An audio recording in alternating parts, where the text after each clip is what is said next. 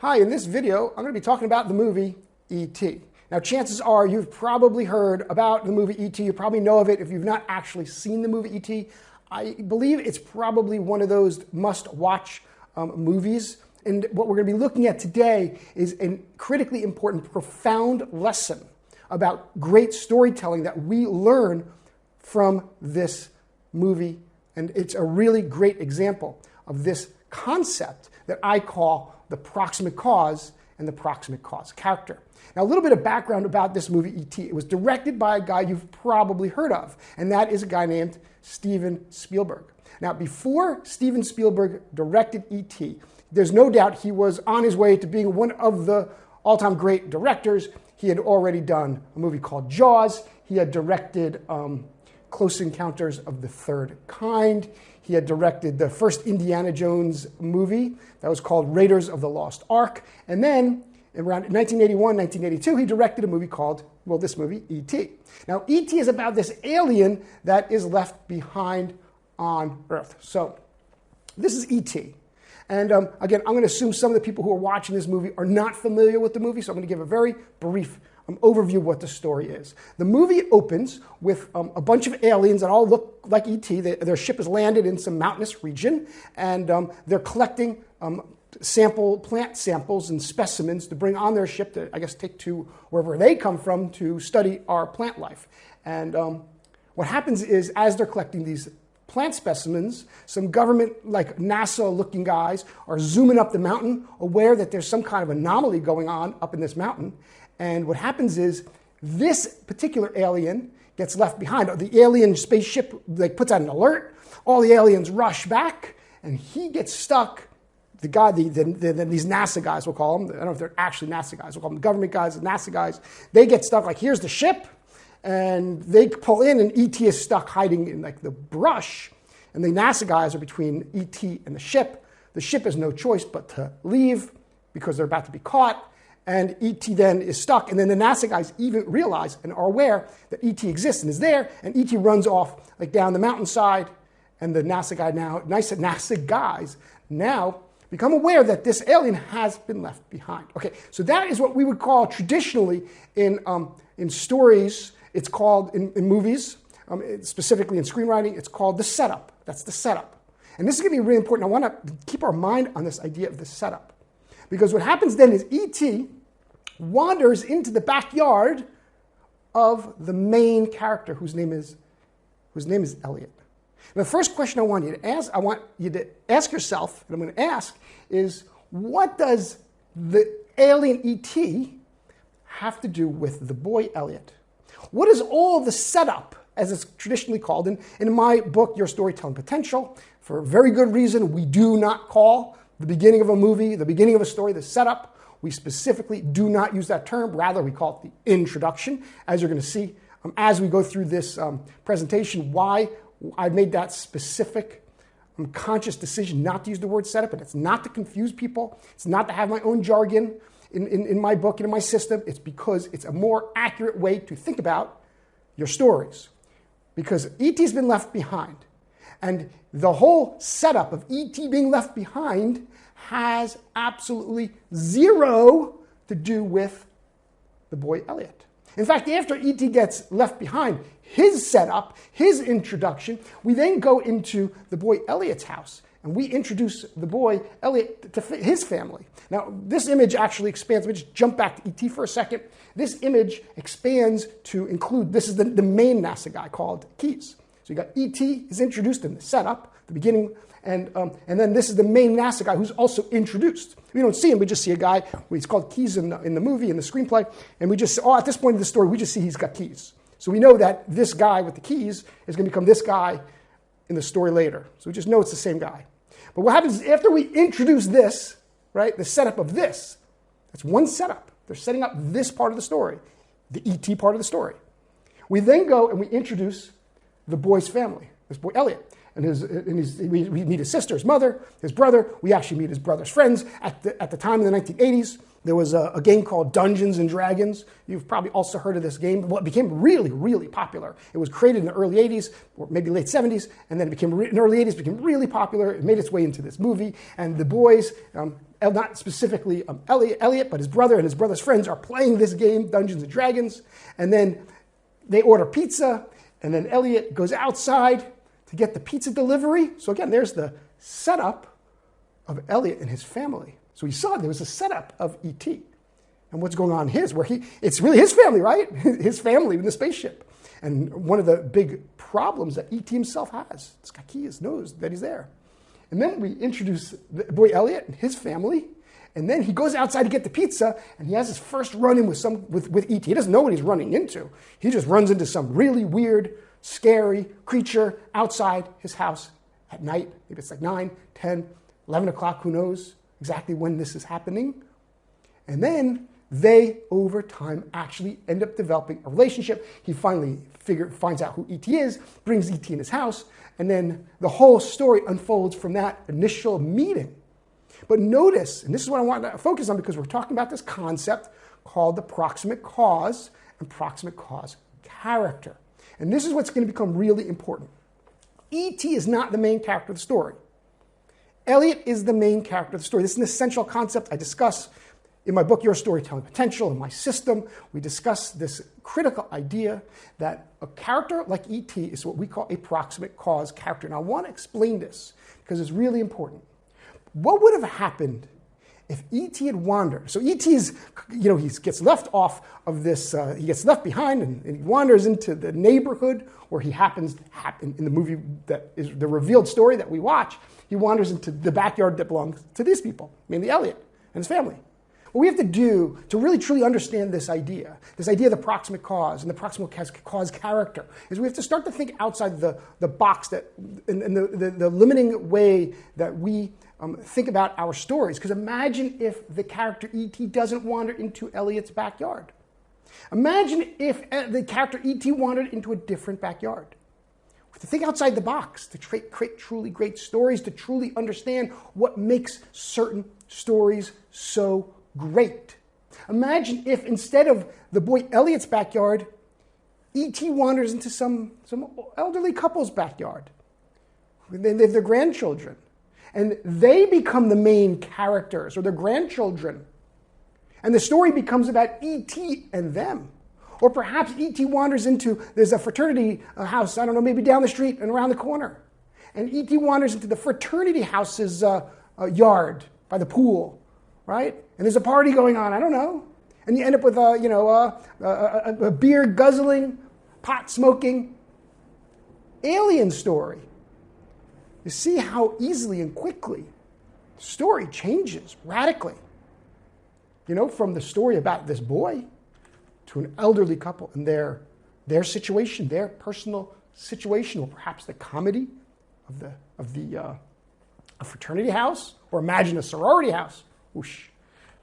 The point is, what creates the story, and this is the key idea, is not the boy Elliot, and it wouldn't be the old couple, and it wouldn't be the fraternity house. Rather, what creates the story is when the alien who's been left behind wanders into the main character's life. Not the main character going and looking for an alien.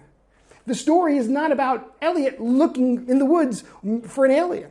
It's about the alien wandering into Elliot's backyard. In fact, imagine this. Could you imagine a director like Steven Spielberg and the great filmmakers and writers that were part of the production of this incredible movie? Would they have created a movie about a boy and his family? A boy and his sister? A boy and his mother who's divorced and their father has left them and lives down in Mexico? Or there they are with the brother and the friends? Is this the story that the filmmakers and Steven Spielberg would have created? No alien? Just the story of the boy? Of course not. And they wouldn't have created just an alien getting lost and wandering around the woods. What makes E.T. great is because E.T. wanders into the boy's backyard. And when E.T. wanders into the boy's backyard, into the family's backyard, E.T. makes them the main characters of the story. Now, what we teach in my book, and this is really essential ideas in Your Storytelling Potential, we always understand and think about our stories as two things happening. That there are two realities. And I don't know how well you can see this image. I hope you can see it okay. But we talk about this idea of an A story flowing into the now. This is the revealed present, the revealed story. This is the story you're taking, you're telling. This is the story you tell in your screenplays and in your novels and whatever kind of story you tell. But what you need to understand about your stories is there's a reality that flows before your story begins. And in the case of E.T., you've got E.T.'s reality. E.T. out in outer space, up here somewhere. E.T.'s coming down with the alien spaceship, and they land, and they exit the spaceship, and they're collecting plants. That's the setup, but it's really an introduction because it's not just a new thing. They were flying through space. They have plans. They're there by choice. They're not just randomly landing somewhere. And even if they're randomly flying around the solar system and zooming around the universe, and they say, well, let's go check out that planet down there called Earth, it's still a choice. And they go and they land. And when they land and they start collecting plants, that's the introduction. That's where you introduce their story, E.T.'s story. And we call that the A story. And then we've got Elliot's story, and that's the B story. See, we got the alien story, E.T. story, and then we've got Elliot's story and his family. And this could have been any story. Again, this could be the old couple. This could be the frat house guys. Could be a lot of different stories. Anywhere. That alien story, but it's about Elliot. And when we see two stories flow from the past into the revealed story, revealed present into the now of the story you're telling. And this is the idea of the A story and the B story. And then what we also see, and this is a critically important concept, is that when E.T. brings his reality into the life of the main character, so E.T. wanders into the main character's life, and they converge. And that's the idea of an inciting incident. And we call that in my system, in your storytelling potential, a problem or opportunity. Right? But that's what an inciting incident is. An inciting incident is the convergence of the A and B story. They collide with each other. E.T. and Elliot collide and move forward together in the story. That's what's taking place in great stories. And what we also see, and this is really important, is that subplots are not storylines that feed off of some major story and then become subservient extra add-on plots. Subplots are major plot lines, some belonging to the A story, to the E.T. story. That's Keys. Keys is a major storyline that is part of E.T. story, the A story. And then the brother and the sister and the mother, and the friends, they're all subplots or major storylines that belong to the B story. Subplots are not add-on plots. I'm not doing this video on subplots. But it's important to understand that here you have E.T.'s story flowing into the now, and then it brings with it extra plots. And you've got the B story, E.T. story flowing into the now, and it brings with it extra plots. Now, to show you that this is not unique to a movie like E.T., let's take another look at another classic story, and that is Die Hard with Bruce Willis. When you think about it, if you don't know Die Hard, another probably must-see action movie, because what happens in Die Hard is there's a guy named Hans Gruber who is robbing what's called the Nakatomi building on Christmas Eve, whatever year, I think it was 1986. 1988. In 1988, Bruce Willis, the main character, happens to be going to visit his estranged wife who's living in Los Angeles. He's a New York City police officer. He flies into Los Angeles and he goes into the Nakatomi building. It just happens to be the same fateful night that Hans Gruber is planning a major robbery of the same building. It's because Hans Gruber is what we call the proximate cause character. Right? And just to make sure I finished that thought before on E.T. E.T. is what we call the proximate cause character because he causes that story to come into and collide with Elliot. I want to make sure I was clear on that point. But Hans Gruber is what we call the proximate cause character because he comes into the story and he creates what's going to happen and he brings in a way that story to the main character. The main character in Die Hard is just visiting his wife accidentally in the building that Christmas Eve. And it's really just a robbery. You see, he's got his own motivation, his own goals. You see, what we call the proximate cause character, and the reason we don't just call him an antagonist, because E.T. is obviously not an antagonist. In fact, there are really no antagonists in E.T. Maybe the NASA government guys are kind of antagonists, but they're not really antagonists the way Hans Gruber is understood to be a really, truly bad guy. In fact, at the core of it, all the NASA government guys in E.T. are good guys. They mean well. They're there for the alien. They're there to support the family. But Hans Gruber, he's a really bad guy, but he is the one causing the story. So what we do is we don't call him an antagonist, even though he is. We call him the proximate cause character because he has the goal. He has the agenda to rob the building. He has planned this robbery, for all we know, for a year, for 2 years, for years. And the person, the character who gets in the way of Hans Gruber is the Bruce Willis character, John McClane. John gets in the way of Hans Gruber's plans. Hans Gruber is the one with his own agenda, driving that plot, driving that robbery that all the action comes from. Now, of course, Bruce Willis' character also has his own agenda. He's there to visit his wife and to try and make amends with his wife. How about Star Wars, the 1977 classic, Star Wars, right? What causes the story? Does the character Luke Skywalker, who becomes, no question, the main character, the protagonist of Star Wars, what does he have to do with what's going on with the rebellion and the Empire and all the stuff going on in outer space? If, in case you have not seen the movie, definitely should, or you forgot, the movie opens and we see the ship running away from one of these Empire ships, and they catch up to the rebellion ship. They blast open the door. There's a huge fight, and then we see Leia. Well, first we see Darth Vader. He walks in. He's killing everyone. He wants to find these plans, some kind of stolen plans, and they're on that ship, and they must find them. And we see Leia put those plans onto the droid R2-D2, and R2-D2 and C-3PO get launched off of that ship, and they go down to the planet that happens to be below them, which is where Luke Skywalker is going to come into the picture. Now, what does Luke Skywalker have to do with what is going on in outer space? Even though he's Darth Vader's son, he doesn't know it. Darth Vader doesn't know it. He's Leia's sister. He doesn't know. No one knows it. They don't know about each other. None of these characters know about each other, right? But what do they have? What does Luke have to do with what they're up to? The fight going on between them. Luke doesn't even know about them or their existence. Luke is not involved in this at all. But this is what's going to create the story. It's this situation between Darth Vader and Leia, between the Empire and the Rebellion, that ongoing story that's flowing already. It's not something new. We literally flow into the middle of the action. Great stories don't begin at the beginning of a movie. They're flowing into the story. That's what I'm trying to tell you and explain to you, is that the A story that's going to create your plot is already in motion. It's flowing. In Armageddon, there's an asteroid that's giant that's headed towards the Earth already. The motion of the A story is already going.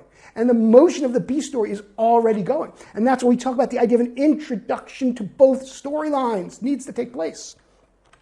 And we see that these are the characters that we would call really it's Vader more than anybody, trying to find those plans from Leia, is called the proximate cause character. Yet again, another antagonist, which it's very common. It's not for the antagonist to be the proximate cause character, but I want to really stress this important idea that it's not always an antagonist.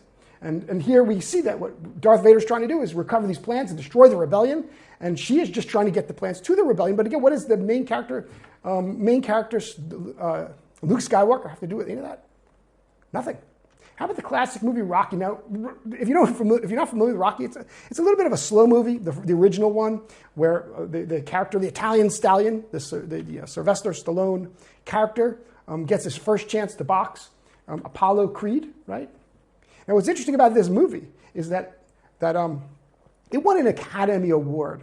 Sylvester Stallone sold his dog, lived in his car to get this movie made the way it is, to make sure he could star in the movie.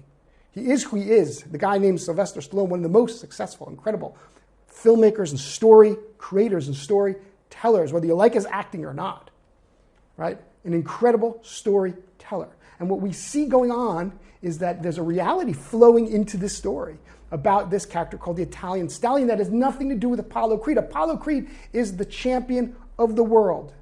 And Apollo Creed's his opponent in this story gets injured. He hurts his arm for this big match.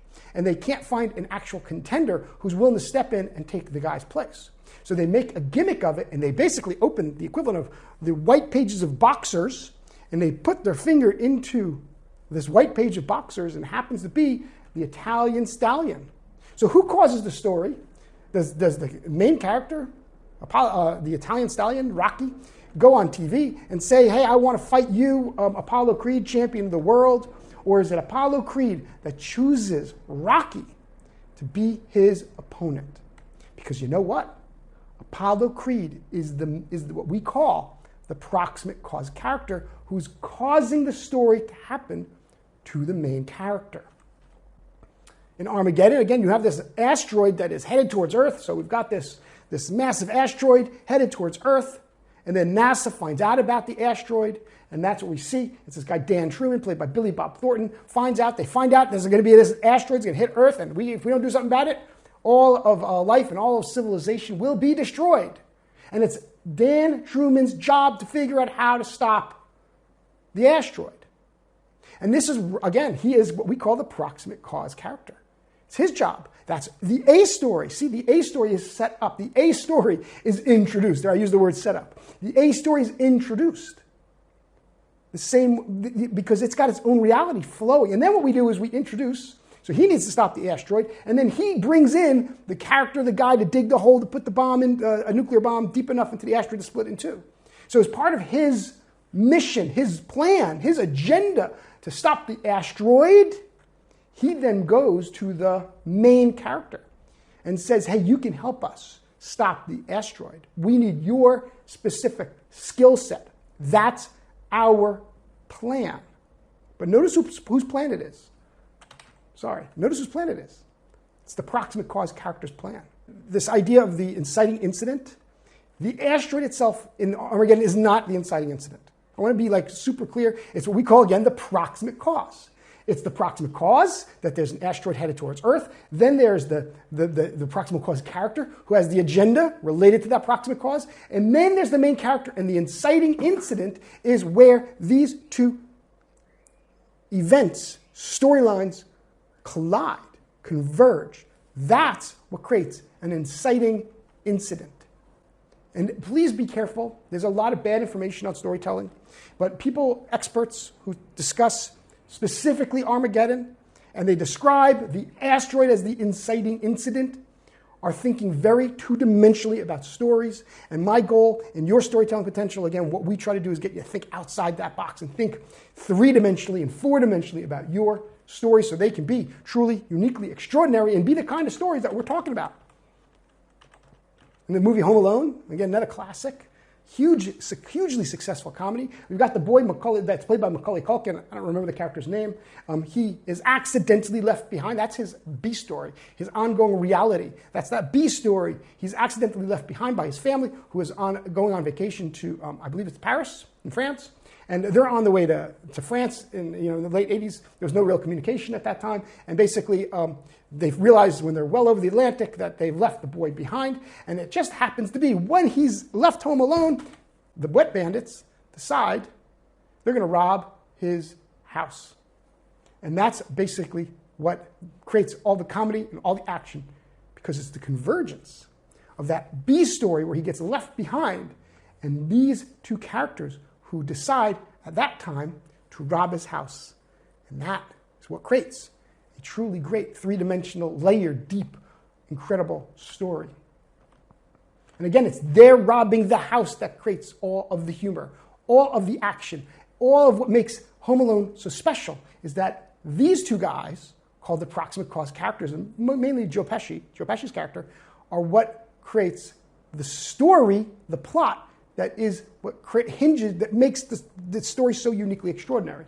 Now, Back to the Future is really an incredible example. And what I like to do with Back to the Future is show and prove, in fact, that why we need to think about the proximate cause character the way I describe it and not as an antagonist. Because in Back to the Future, what's interesting is we've got the Marty character who is accidentally sent back to the future to 1955. So it starts in 1985. He gets sent to 1955.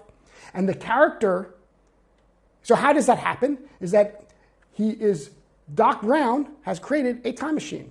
And about over 20 minutes into the movie, Marty first finds out about the time machine. Doc Brown has stolen plutonium from some terrorists and to use to fuel the time machine. Marty is accidentally then sent to 1955. And then in 1955, Doc Brown's going to help him get back to the future. And what we see, first of all, is Doc Brown is the one who causes the story to happen. It's his actions. caused the story to happen. But in 1955, Marty's going to run into a character called Biff. Now, Biff is a really important, unique character. We talk about Biff in more of my book, Your Storytelling Potential, and in my course, because Biff is definitely an antagonist. But notice that Biff does not create the story. In fact, Biff, which is no question is the antagonist, never finds out that Marty's from the future. He never finds out about, in the first one, he never finds out that there is even a time machine. He never finds out that Marty's trying to get back to the future. None of that. He's not a part of that storyline at all. So we learn tremendous amounts of lessons from Biff, but one major lesson we see is that an antagonist does not always create the story as what we call the proximate cause character. And that's why it's just a better way to think outside the box of your own stories, to just think about what character is driving, creating the A story, which character has the agenda. And in Back to the Future, it is not Biff, it's Doc Brown. And Doc Brown is the one who creates the plot that then the main character falls into accidentally, converges with that main character. And Biff, by the way, is part of the B story of Marty. Biff is a B story character. Remember I showed you this? I'm going to go back, all the way back. Biff is down here. This is Marty's personal ongoing reality flowing into the story, the now, the revealed story, the revealed present. Biff is one of these characters, whereas Doc Brown is up here, part of this story. See, Biff, the antagonist, where we saw that the character Hans Gruber would be up here. Most of the time, Darth Vader would be up here. But what's unique about Back to the Future is Biff is down here. It's a very, very important, critical story to truly understand. I'm not going to go into in more detail in this specific video. So we see this in all kinds of movies. I mean, the examples are just limitless. I mean, we see this pattern that I'm describing in almost all the movies that are truly recognized for that there's something truly uniquely extraordinary about them. First of all, the ones that get made into movies, it's just a pattern we see everywhere, but Academy Award winners really carry this pattern. Take, for example, the movie Good Will Hunting. In Good Will Hunting, what's the main story? The main story is between the character, Sean, the Robin Williams character, and the main character, the Will Hunting character. But notice that storyline is subservient to many other storylines. First, Will has to be discovered. First, Will has to get arrested. Then Will has to be discovered by the professor, the MIT professor. Then he has to be put in jail and gets arrested for hitting a cop. And then the professor needs him to do therapy, and he goes through a whole bunch of therapists until eventually he meets the Robin Williams character, which, by the way, the first major breakthrough with the Robin Williams character happens at the midpoint. The midpoint's an essential scene. But what you see is this is 100% a subplot off of the A story. The whole thing with the professor and Robin Williams, all A story. It's only a separate story that's flowing into the now. This is the teacher in Coda who takes the girl and teaches her to sing and says, hey, you could be a great singer. You could go to the school in Boston, the music school. I'm not remembering the name of it right now. It's his idea, all his idea. And that's all the A story, right? Her story is about her family, that B story, reality. She's dealing with her family. They can't hear. We see the same thing in everything, everywhere, all at once. Right? There's this new, she's got her own reality flowing into now, and there's an alternate reality flowing in. They both flow into the reality of now. And again, it's in novels. Harry Potter obviously has it. Hunger Games definitely has it. Even 50 Shades of Grey clearly has it. Legally Blonde, The Martian, The Princess Bride. These are all the books that have this pattern that are then made into movies, and some of the most successful movies, right? Multiple billion, this one, and this one have made billions and billions of dollars as movies. Princess Bride is a classic. The Martian obviously made, was a major recent film. Legally Blonde, another major film. All started as novels, but notice what the pattern that filmmakers are looking for, because what makes a story truly uniquely extraordinary is this pattern we've been discussing. And when we expand out our understanding of story, we end up with something that looks more like this. We've got what we call the ordinary world, the characterization, personal goal that flows into the now, both for the A story and the B story, from a hidden past that pushes two realities into the now, the revealed story, and then it goes into the future, something really essential, an idea I'll teach in another video called the reveal potential, but this is where your story, the greatness of stories, come from. It's understanding these multiple stories flowing into the reality of the story you're telling in the now. And this is why in my system, we don't focus on this idea of archetypes, because we don't believe archetypes are very helpful. Rather, we focus on what's really truly going on in great stories, in the most successful stories, as I've been showing you. And this is why we focus on 3 character types, one called the proximate cause character, and that's this character that causes, this is the character that causes the story to happen to the main character. So you've got the main character, the protagonist, the proximate cause, who really is the one who drives and creates the plot. They drive the story, not the main character. And then the underlying cause character, which is this character that most specifically causes what we call problem or opportunity within that ongoing B story of the main character. And that's what we see here. We've got that A story flowing into the now. The A story itself flows from its own past and history, flows into the now, and it's got a proximate cause character. And then we've got the B story, and sometimes there could be multiple B stories, and each one has what we call an underlying cause character, such as Biff in Back to the Future. And then trapped between these 2 stories is the main character. And this is where the uniquely extraordinary stories really, truly become unbelievable.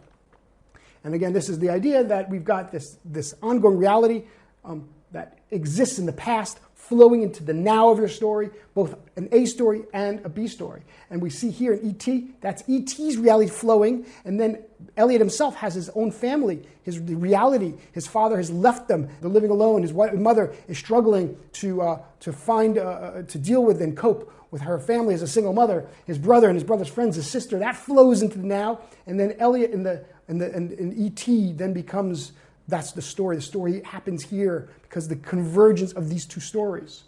And then we see Hans Gruber has been making these plans to rob the Nakatomi building. And then at the same time, the Bruce Willis character is visiting his wife, right? Because she has gone and started working in Los Angeles with the family, right? That's the B story. She's the underlying cause character, causing that B story that now the main character ends up dealing and caught between 2 storylines. Luke Skywalker. Luke Skywalker has nothing to do with anything. The Darth Vader is trying to get the plans. Leia is trying to get the plans. He's trying to recover the plans, and Leia is trying to get the plans to a guy named Obi-Wan Kenobi. Now, Obi-Wan Kenobi happens to be living where he is because he is specifically the guardian of Luke Skywalker, because Luke Skywalker doesn't know his own true potential. And that is what the story is about. Luke Skywalker becoming aware of his own Jedi potential and the ability for him to use the Force. And notice that the B story, this character Obi-Wan Kenobi, is very much that ongoing flowing reality of the Luke Skywalker character, and he doesn't even know it. And Luke Skywalker, the whole story of Luke Skywalker and Star Wars comes out of the convergence of these 2 storylines.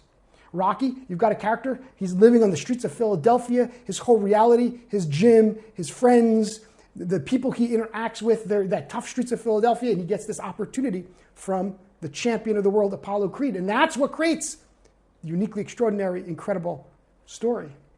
Again, the same thing with Armageddon. You got this asteroid flowing through space. NASA finds out about it. That's the A story. How are they going to stop it? Well, we need this guy, and he's got his own band of roughnecks and oil riggers that he's going to contend with, and those are the guys that are going to save the world. And here you have, and it's just a classic example, right? You've got the Joe Pesci character and the wet bandits flowing into now. They plan to rob the house while the family's on vacation, except when the family leaves for vacation, they accidentally leave the boy behind by himself. And that's what allows for the uniquely extraordinary, incredible, funny story that takes place. It's the A story and B story that both flow into the now and converge.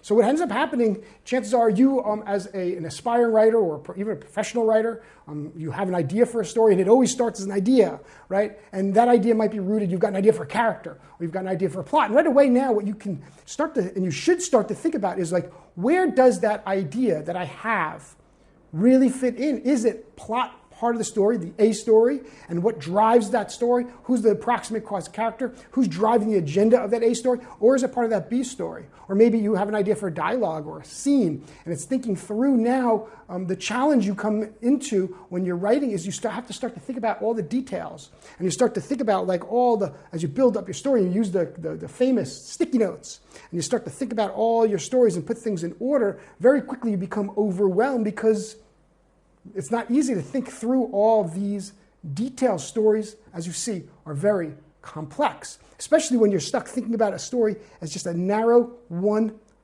timeline thing going on. And we see a better way to think about it is to think about the two things going on. And very quickly what ends up happening is you find yourself lost in the forest of your own story, of your own world you're trying to create, and you're very quickly lost. And what ends up happening is most writers will wrestle through the first draft. There's an idea that's very prevalent in the writing world, is that, writing is rewriting. You've probably heard this idea, right? You have to do, if you haven't written 5 or 6 or 10 or 12 drafts of your screenplay or novel, then you haven't written enough drafts to your screenplay or novel. The reason why you're being told that is because the systems that you're being taught, the writers who are teaching you to think this way about storytelling, are making a fundamental mistake. What they're doing is saying is wrestle through that first draft, and then in subsequent drafts, you're going to try and find the story. You're going to try, and you don't even realize you're trying to find and develop that A story, and you're trying to find and develop that B story, and you're trying to find all the thematic layers, which is why the dialogue is not good. The reason you struggle with dialogue and understanding how to write deep, rich, meaningful, incredible, relevant dialogue is because you don't understand the thematic layer.